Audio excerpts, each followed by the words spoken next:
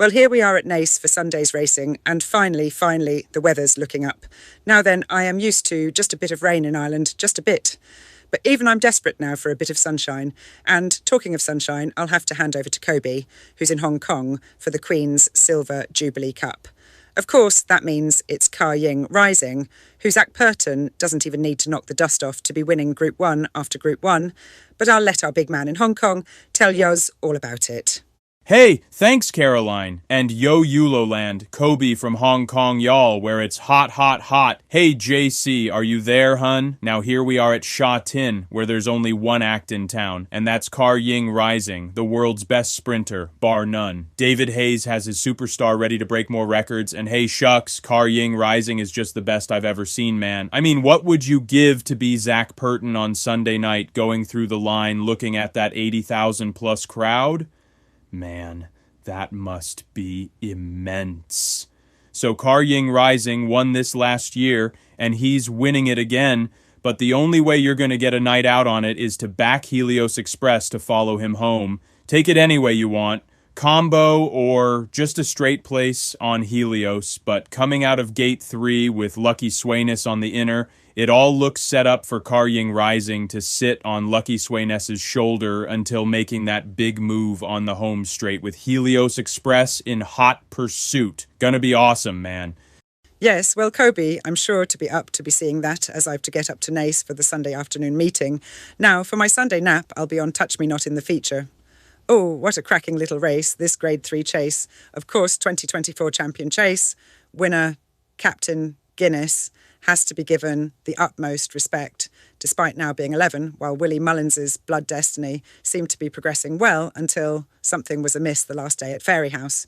However, he does get lots of weight from Touch Me Not, as they all do, but I do think that these three will be the ones to take the money. Touch Me Not, second in a Grade 2 handicap chase the last day, where Drumgill and Path de Rue were well down the field, and Blood Destiny pulled up, would seem to give Touch Me Not the clear form advantage, leaving only Captain Guinness to beat. If only it were that easy. Earlier on in the flat race, I'll be leaning toward Low Kick. Although he was no match for Willie Mullins's The Irish Avatar the last day, Low Kick was the best of the rest and can score in the absence of that rival. The well-bred It's Good to Talk, a half-brother to Cheltenham Festival bumper winner, a dream to share has to be noted, while David Kelly's state pension won despite being a bit green at Tipperary back in October, though is untried on ground with this much cut. All in all, I do think this is a good chance for Low Kick to get off the mark, so that's where I'm sticking my pin.